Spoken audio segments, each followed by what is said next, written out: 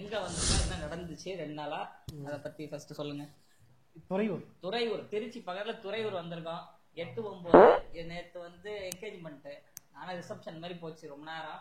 இன்னைக்கும் அதே மாதிரி கல்யாணம், மலை மேல கல்யாணம், மலைக்கு கீழே ரிசப்ஷன். மலையில அது குன்று இருக்கும் இடமெல்லாம் குமரன் இருப்பான். குமரன் கோவில கல்யாணம், குமரன் இருப்பார், ராமர் இருப்பார், செந்தூரம் இருப்போம்.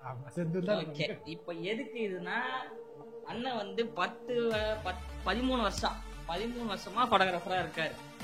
நிறைய பிரஸ் மீட் எடுப்பாரு, செலிபிரிட்டி எடுப்பாரு, வெட்டிங் எடுப்பாரு, எல்லாம் எடுப்பாரு, கார்பரேட் எடுப்பாரு. கார்பரேட்ல கிங். இப்ப என்னன்னா எதுக்கு இது அப்படின்னா, உங்க எக்ஸ்பீரியன்ஸ்ல இது வரைக்கும் சரி இதெல்லாம் நடந்திருக்குப்பா, இந்த மாதிரிலாம் யாருக்கும் நடக்காதுப்பா அப்படின்னு சில விஷயங்கள் இருக்கும். அந்த விஷயத்தான் இன்னைக்கு துருவி கண்டுபிடிச்சு பேச போறோம், ரெக்கார்ட் பண்ண போறோம். ரெக்கார்ட் ஆகுதா?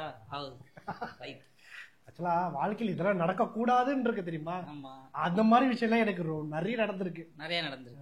லைஃப்ல போட்டோகிராஃபி இதுல போட்டோகிராஃபி இதெல்லாம் நீங்க பர்சனலா நடந்திருக்கும். அது போட்டோகிராஃபி இதோட ரிலேட் பண்ணி வந்தா சொல்லுங்க. சோ இது வாழ்க்கையில செந்தூர், நீ உனக்குலாம் நடக்க கூடாது கடவுளை வேண்டிக்கிறேன். சரி அப்போ ஓகே. எப்படியும் நம்ம ஒரு பெரிய ஆளாயிட்டு நம்ம ஒரு லெவல் போயிட்டோம்னு வச்சுக்கோங்க, அசிஸ்டன்ட் நமக்கு கிடைப்பாங்க. சரி, அந்த மாதிரி ஒரு அசிஸ்டன்ட் கிடைச்சான். அசிஸ்டன்ட் சரி ஓகே. ஓகே, ஃப்ரெண்டோட கல்யாணம். ஓகே, ஊர் பேர் சொல்லல, ஊர் பேர்லாம் சொல்லுவோம். திருக்கோவிலூர்ல கல்யாணம். திருக்கோவிலூர் நல்ல ஊர், அங்கே முருகரா. திருக்கோவிலூர்ல கல்யாணம். சரி ஓகே. ஓகே, கல்யாணத்துக்கு இங்க இருந்து கூட்டு போயிட்டேன். காலையில 7:09 முகூர்த்தம். நாங்க போய் சேர்ந்தது 1 மணி மிட் நைட்ல. செம்ம கொசுக்கடி, தூக்கமே இல்ல விடிய விடிய. கோயில்ல இல்ல மண்டபத்துல, கோயில் வாசல மண்டபம். மண்டபத்துல சரியா தூக்கமே இல்ல. காலையில ஒரு 6 மணி வரைக்கும் அப்படியே சமாளிச்சுன்னு வச்சுக்கோங்க.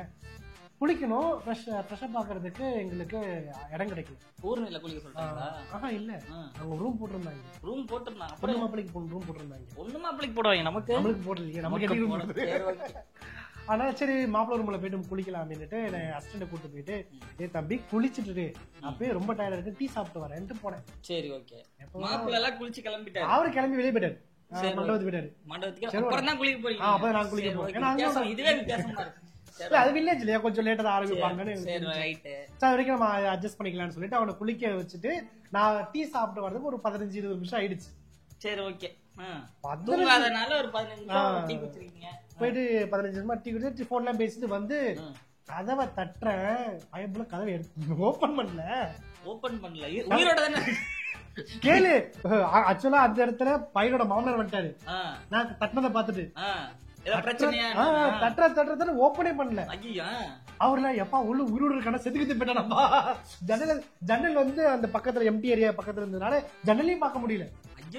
நாங்க தட்டத்தை பார்த்து ரூம்காரன் வந்துட்டான். இதே உடைக்கிறாங்க உள்ள. என்னடா பண்றீங்கன்னா, சார் உள்ள படுத்துக்கிட்டு இருக்காரு ஒருத்தர், கேமராமேன் படுத்துக்கிட்டு இருக்காரு. மாமனார் சொல்றாரு, கேமராமேன் படுத்துக்கிட்டு இருக்காரு. அதுவும் கேட்டாங்க, சரக்கு அடிச்சிருக்கீங்க. சரக்குல அடிக்கல, விடிய தூங்கல, தூங்கிட்டான் போதுன்ட்டு நான் போன் அடிக்கிறேன். சவுண்ட் என் காதுல வருது. ஆனா அந்த நாய் எதுக்கு எடுக்க மாட்டேங்குது. நான் தட்டுறேன், அந்த ரூம்காரர் தட்டுறாரு, மாமனார் தட்டுறாரு, எடுக்கவே இல்லை. ஒரு 15-20 நிமிஷம் எங்களை ஒரு மாதிரி அலக்கடிச்சிட்டான். அப்புறம் டம்மா உடைச்சிடலாம், இது உடைச்சிடலாம். முகூர்த்த டைம் இருக்குங்க, 7:30 முகூர்த்தம். 7 மணி ஆயிடுச்சு கிட்டத்தட்ட. ஒரு வழியா அடிச்சு உடைக்கல தூங்க மாட்டான். சரவணா என்னடா ஆச்சு? அம்மா பயந்துட்டேன்டா. இல்லம்மா மூடோட்டா இருந்துச்சா, அதான் தூங்கிட்டேன். சார்ஜி தூங்கிட்டேன். அட டேய், அங்க டைம் ஆயிடுச்சுடா, வாடா போலாம். 7:30 முகூர்த்தம் தான், கிட்டத்தட்ட இங்க 8 மணிக்கு ஆயிடுச்சு. அப்புறம் நீ சின்ன குளிச்சு வந்துருமாடா, உதவாங்க. மூஞ்சு கிடக்கல, பல்லு கூட படம் மாப்பிள்ள தாலி கிட்டத்தட்ட எடுக்க போற இடம் எடுத்துட்டு நிக்கிறான்.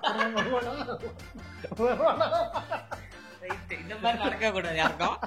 இது வந்து வெட்டிங் புக் பண்ண மாப்பிள்ளைக்கு தான் அந்த ஃபீலிங் புரியும். இனிஷியல் டைம்ல சாப்பிடும் போது ஏதாவது நமக்கு இன்சிடென்ட் நடந்திருக்கா? திடீர்னு வாங்க போட்டோ எடுக்க போலாம், இல்லனா ஃபுட் காலி, அந்த மாதிரி ஏதாவது இன்சிடென்ட் நடந்திருக்கா? அது நிறைய நடக்குமே, நமக்கு நார்மலா நடக்கிறது. இப்ப நமக்கு காலினா கூட சொல்லிடுறாங்களா, இங்க போய் சாப்பிடுங்க அப்படின்னு சொல்லுவாங்க. சில பேர் ரொம்ப ஒரு மாதிரி பண்ணிருப்பாங்கல்ல, நம்ம ஃபர்ஸ்ட் எடுக்கிற டைம்ல சொல்றேன். ஆமா ஆமா ஆமா ஆமா. ஆக்சுவலா ஒரு பர்த்டே ஃபங்க்ஷன் தான். முன்னாடி இனிஷியல் டைம்ல பர்த்டே ஃபங்க்ஷன் புக் பண்ணும்போது அவர் சொல்லிட்டாரு ஒரு பிளேட் 1250 ரூபா ஆச்சு, உங்களுக்கு டின்னர் புக் பண்ணணுமான்னு ஃபர்ஸ்ட் கேட்டேன். பெரிய ஹோட்டலோ? பெரிய ஹோட்டல். சரி ஓகே. நான்வெஜ்னா 1250 உங்களுக்கு புக் பண்ணுமான்னு கேட்டேன். நான் சொன்னேன் டின்னர்ல எனக்கு பெரிய மேட்டர் கிடையாது, நான் வந்து எடுத்து கொடுத்துறேன், இருந்தா சாப்பிட்றோம் இல்லைன்னா விட்டுருங்க அப்படின்னு. சரி ஓகேன்னு சொல்லி போயாச்சு, ஈவெண்ட்ல எடுத்தாச்சு. நாங்க எதிர்பார்த்த மாதிரியே அங்க ஆட்கள் அதிகமா வந்துட்டாங்க. சரி, ஆட்கள் அதிகமா வந்ததும் அங்க சாப்பாடு இல்ல. சரி, வந்தவங்களுக்கு இல்ல, ஆக்சுவலா அவங்க சொன்ன பிளேட்டை விட அதிகமாயிடுச்சு. சரி ஓகே ஓகே. சோ நேரா எங்கிட்ட வந்து டின்னர் நான் உங்களுக்கு சோறு போடணுமான்னு கேட்டாரு. ஃபர்ஸ்ட் சோறு போடணும். சரி, நான் உங்களுக்கு சோறு போடணுமா? ஆமா, அப்ப நான் போட்டோ தரணுமா உங்களுக்கு கேட்கறதுதானே? இல்லங்க, பிளேட் ஒரு 1250 ரூபா வருது, நீங்க என்ன பண்ணலாம்? எங்க நீங்க சாப்பாடு வந்து போட தேவையில்ல, நீங்க எக்ஸ்போசிங் காசு கொடுத்தா போதும், நான் கிளம்புறேங்க. நீங்க கோச்சிக்கலையே அப்படின்னாரு. நீங்க எந்த கோச்சிக்கிறது? இல்ல இல்ல நான் கோச்சிக்கலாம் செய்யல, நான் கிளம்புறேன் அப்படின்னு சொல்லிட்டு உண்மையிலேயே செம்ம பசி. ஏன்னா முடிஞ்சது 11:30 மணிக்கு கிட்ட ஆயிடுச்சு. அந்த இடத்துல நமக்கு நல்ல சாப்பாடு கிடைக்காது. அதெல்லாம் இன்னொரு கல்யாணத்துல போயிட்டு அது பசி வராது, நமக்கு நார்மலா இருந்தாலும் வராது. இவனுங்க நம்ம எட்டி இருக்கும் போது பிளேட்டோட போயிட்டே இருப்பாங்க, பஃபேல குறுக்க நீ ஸ்மெல்ல ஏத்தி விட்டு போயிடுவாங்க, அப்பதான் பசியா எடுக்கும். ஆனா இன்னும் நடந்தது செந்தூர், இப்போ ரீசெண்டா நடந்தது செந்தூர். என்னன்னா பர்த்டே சேம் பர்த்டே ஃபங்க்ஷன் இப்போ ரீசெண்டா ஒரு அதே மாதிரி போன பெரிய ஹோட்டல் தான், அது பஃபே சிஸ்டம் தான். ஈவெண்ட்லாம் முடிஞ்சிருச்சு. ஈவெண்ட் முடிஞ்சு நான் பேக் பண்றதுக்கு ரொம்ப லேட் ஆயிடுச்சு. பேக் பண்ண சாப்பாடு அவங்களும் சாப்பாட்டை பேக் பண்ணிட்டானுங்க. கடைசியா நான் போயிட்டு வரேன்னு சொல்லும் போது நீங்க சாப்பிட்டீங்களான்னு கேட்டாங்க. பரவாயில்லையே, சாப்பிட்டீங்களா? சாப்பிடலங்க. ஏன் சாப்பிடலன்னு கேட்டாங்க. யாருமே சொல்லலையே. நம்ம வேணா பிளேட் கவுண்டிங் இருக்கும் சம்டைம்ஸ், நீங்க பிளேட்டை கையை வச்சோம்னா உங்களை கேட்க பர்மிஷன் இல்லாம எப்படிங்க சாப்பிடுறதுன்னு கேட்டபோது உடனே அவர் ஐயோ நாங்க எப்படி சொல்லிட்டீங்க, சாப்பிடாம உங்களுக்கு எப்படி அனுப்புறது, எனக்கு ரொம்ப கில்ட்டியா இருக்குது, அதெல்லாம் ஒன்னும் பிரச்சனை இல்லை, நான் வெளில போய் கூட சாப்பிட்டுக்கிறேன் அப்படின்னு சொல்லிட்டு நான் கிளம்புறேன். அவர் என்னை விடவே இல்லை. இத்தனைக்கும் அதை பெரிய ஸ்டார் ஹோட்டல் ஊட்டிக்கிட்டு போய் ரெஸ்டாரண்ட்ல உட்கார வச்சு நீங்க என்ன வேணாலும் சாப்பிடுங்க. நான் ஆக்சுவலா நான் மேல உட்கார்ந்தாலும் பிளேட் கணக்கு தான், கீழே போனோம்னா ரெஸ்டாரண்ட் கணக்கு, அது டபுள் மடங்கு இருக்கும். டபுள் மடங்கு இருக்கும். அங்க நீங்க என்ன வேணா சாப்பிடுங்க, நான் பே பண்ண, நான் சாப்பிடவே மாட்டேன்னு. இல்ல இல்ல உங்களை சாப்பிடாம நான் அனுப்பவே மாட்டேன் அப்படின்னு சொல்லி அவங்களும் ஆக்சுவலா கிளைண்டும் சாப்பிடல, அவங்களும் அப்பா அம்மா 2 பேருமே சாப்பிடல. சோ அவங்களும் உட்காந்து என்னைய சாப்பிட வச்சு அதுக்கப்புறம் தான் அனுப்புனாங்க. கிட்டத்தட்ட பில்லு ஹெவியா வந்து கிடைச்சு. இப்படியும் சில மனிதர்கள் ஆமா அது நான் மறக்க முடியும். ஐபிஎல்ல சான்ஸ் இல்ல. பரவாயில்ல, அப்படி சாப்பிட விட்டு அனுபவம் இருக்கு, சாப்பிட விடாம வெளியே போறானா அனுப்புன அனுபவம் இருக்கு. அது நமக்கு ரீசெண்டா ஒண்ணு இருந்தது. ஆமா, ஐயோ கொடுமை. சாப்பாடு இல்லங்க, போய் ஹோட்டல்ல சாப்பிட்டு வரோம், கொஞ்சம் வண்டி கொடுங்கன்னு கேட்டதுக்கு போன் கொடுத்து ரீல்ஸ் எடுக்க விட்டாங்க. எது மணி 12:30 மணி நைட்டு. பொண்ணு குழந்தைலாம் சாப்பிட்டாங்க. ஆனா குடும்பம் சாப்பிடும் போது நம்ம தான் ஏத்த மாதிரி போட்டோ எடுத்துக்கிட்டு இருக்கோம். சாப்பிடுறீங்களா, சாப்பிடலையா, அதுதான் இந்த மாதிரி எனக்கு நடந்தது இல்ல. ஃபர்ஸ்ட் ரூமா அது ஆமா எல்லா இடத்துலயும் நல்ல ரூம் கிடைக்காது. எல்லா இடத்துலயும் ஒஸ்டான ரூம்னா ஐயோ எப்பா, அதான் இந்த பார்ல போட்டு கொடுத்த ஒரு ரூம் தான் அது. ரொம்ப ரொம்ப கல்யாணம் வந்து புக் பண்றாங்க சென்னை இல்லாம வெளியேனாலே நம்ம ஃபர்ஸ்ட் யோசிக்கிறது என்னன்னா டிராவல் புக் பண்ணிட்டாங்கன்னா ஓகே, ஏதோ ஒரு டிராவல் அவங்க வண்டியே இருக்குனாலும் உட்காந்து போயிடலாம் அப்படின்ற இருக்கும். நாங்க ஒரு இதுக்கு போனோம் ரீசெண்டா, புக் பண்ணல, ஏன்னா வேற ஒரு பிளான் இருக்குது, புக் பண்ணல, சரி போயிடலான்ற போது போகவே கஷ்டப்பட்டு தான் போனோம். சரியான டயர்ட்ல தான் போனோம். போயிட்டு அது ஒரு 2-3 ஷூட் அங்க அடுத்தடுத்து பண்ற மாதிரி இருந்தது. தங்குறதானே மெயின். இப்போ போறோம்னா தங்குனாதான் அடுத்து எடுக்க முடியும், இல்லைன்னா டயர்ட்ல அப்படியே ஒரு மாதிரி ஏலியன் மாதிரி சுத்திட்டு இருக்கும். தங்குற இடம் வந்து எப்படி இருந்ததுன்னு இப்ப ரூம் இருக்குங்க வந்து ரெஸ்ட் எடுக்கன்னு சொல்லி கிளைண்ட் கூட்டி வந்துட்டாங்க. சரி நல்ல ரூம் இருக்கும்னு போனா வாசல்லே போடுறது பார்ல என்னடா ரூம் இருக்க போகுது, சரி அது ஒரு தனியா கலக்கும் தனியா இருக்குன்னு போனா இடமே மேலதான் இருக்கு. ஐயோ மேல இருக்குன்னா ஓரமா படுத்துக்கணும் போல குடிச்சிட்டு இருப்பாங்க, அந்த மாதிரிலாம் யோசிக்க ஆரம்பிச்சிட்டோம். அப்புறம் போய் பார்த்தா ஒரு ரூம் இருந்துச்சு, பெட் இருந்துச்சு, ஏசியும் இருந்துச்சு. ஆனா எப்படி இருந்துச்சு, கொடுமையா இருந்துச்சு. என்ன கொடுமைடா, சரக்கு அடிச்சுட்டு அப்படிதான் கிராஸ் பண்றான், இப்படிதான் போறான், பாட்டில் சவுண்ட் கேக்குது, ஸ்மெல்லு, ஐயோ கொடுமை. கொஞ்சம் கதை திறந்து வச்சுன்னா உள்ள ஆப்பாயில் போட்டுருவாங்க, அந்த லெவல்ல இருந்துச்சு. ஓரமா சிகரெட் எரிக்கிற வேலை அது வேற ஒரு பக்கம் இருக்குது. அந்த மாதிரி போனது இல்ல, இந்த மாதிரி தங்கினதும் இல்ல, இந்த மாதிரி கேள்விப்பட்டதும் இல்ல. இருந்தாலும் தங்கிட்டு வந்தோமேங்க. தங்கி வெட்டிங் பண்ணி கொடுத்துட்டு வந்தோம். அக்கா பண்ணி கொடுத்துருந்தேன். நம்ம அவங்கள குத்தம் சொல்ல முடியாது. லாஸ்ட் மினிட்ல கிடைக்காது. மண்டபம் புக் பண்றாங்கனாலே பக்கத்துல எந்த இது தேடும் போது கிடைக்காம போயிடும். ஆனா அந்த மாதிரி இருக்கு, அந்த மாதிரி ரூம் இருக்கு. அதுலயே நாங்க போயிருக்கோம். சரி இத சொல்லிட்டோம். நீங்க பார்ஷா தங்கி இருக்கீங்களா? வேற லெவல்ல செம்மையான ஒரு இடத்துல தங்கி இருக்கீங்களா? அதை சொல்லுங்க. ஆமா, ஆக்சுவலா ஒரு தெலுங்கு வெட்டிங் ஒண்ணு. அவங்களாம் இயர்லி மார்னிங் 2 மணி 3 மணிக்கு மிட் நைட்ல கல்யாணம். ஸோ ஈவினிங் ரிசப்ஷன் முடிஞ்சு கரெக்டா 1 மணிக்கு பேக் பண்ணியாச்சு. பேக் பண்ணதுமே நான் நினைச்சேன் அப்படியே ஹால்ல உட்காந்துட்டு 3 மணிக்கு மறுபடியும் கண்டினியூ பண்ணுவோம். நேரா மாப்பிள்ளையோட அப்பா வந்து உங்களுக்கு ரூம் இருக்குங்க, ஒரு ரூம் புக் பண்ணி கொடுத்துருக்கேன். ஐடிசி கிராண்ட் ஷோல் ஆக்சுவலா ஐடிசில ரூம் இருக்குங்க. ஐடிசில ரூமா எங்க உங்களுக்காக போட்டோகிராஃபருக்காகவே ஒரு ரூம் நாங்க எடுத்து வச்சிருக்கோம் அப்படின்னு சொன்னதுமே ஆக்சுவலா போட்டோகிராஃபர் நான் மட்டும் தான் இருந்தேன். ஏன்னா மத்த எல்லா டீம் கிளம்பியாச்சு. ரிசப்ஷன் முடிச்சு உங்களுக்கு சாப்பாடு இல்லன்னு சொன்னால அவன் இத பார்க்கணும்.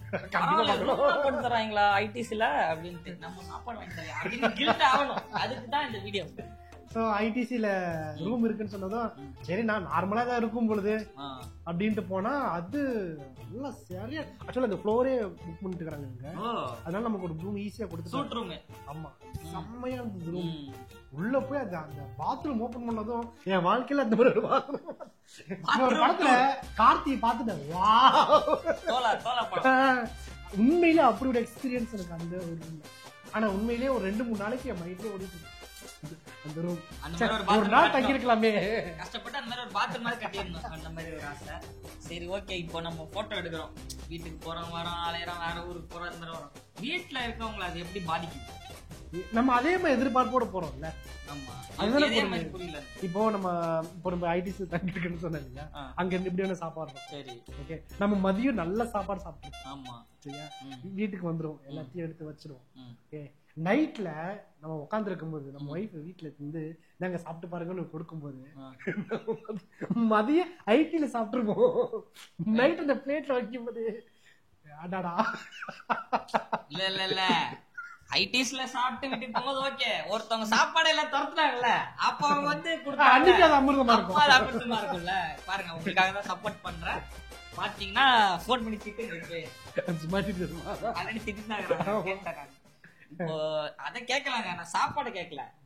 இப்போ நான் வீட்டுக்கு போனேன்னா நைட்டு வந்து 1 மணி 1:30 மணிக்கு போகும்போது வீட்டுல அம்மா அப்பா வந்து தூங்கிட்டு இருப்பாங்க. நான் போய் எழுப்புற மாதிரி இருக்கும், கதவை திறக்கிற மாதிரி இருக்கும்.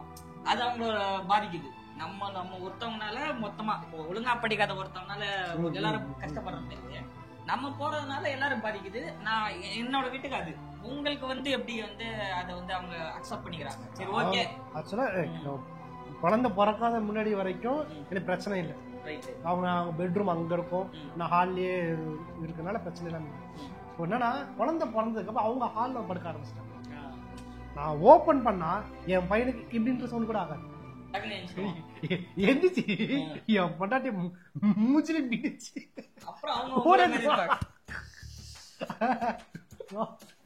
கேக்குற ஃபர்ஸ்ட் பொண்ணாத அப்பட பாத்துட்டேன் வந்து பர்றா. என்ன குடும்பம் கூட தூங்க மாட்டான். அது உங்க கிட்ட கொடுத்துருவாங்களா? என்ன பண்றது, அவதான் அவங்கதான் வச்சுக்கிட்டு சுத்திக்கிட்டு அங்க இங்கேயும் பாத்துக்கிட்டு. இதெல்லாம் பெரிய சப்போர்ட். இதெல்லாம் இதுக்கப்புறம் போட்டோகிராஃபர் கல்யாணம் பண்ணி போறவங்க எல்லாம் இதெல்லாம் மனசுல வச்சுக்கணும். கேட்டுக்கிட்டு அதுக்கேத்த மாதிரி எந்த நேரத்துல எந்திரிச்சு ஓடுவோம் தெரியாது, எந்த நேரத்துல உள்ள வருவோம் தெரியாது, எந்த நேரத்துல வீட்டுல எடுப்போம் தெரியாது. ரொம்ப முக்கியமான விஷயம்னா நம்மளுடைய சொந்தக்காரங்களுடைய ஃபங்க்ஷனுக்கு நம்ம போக முடியும்.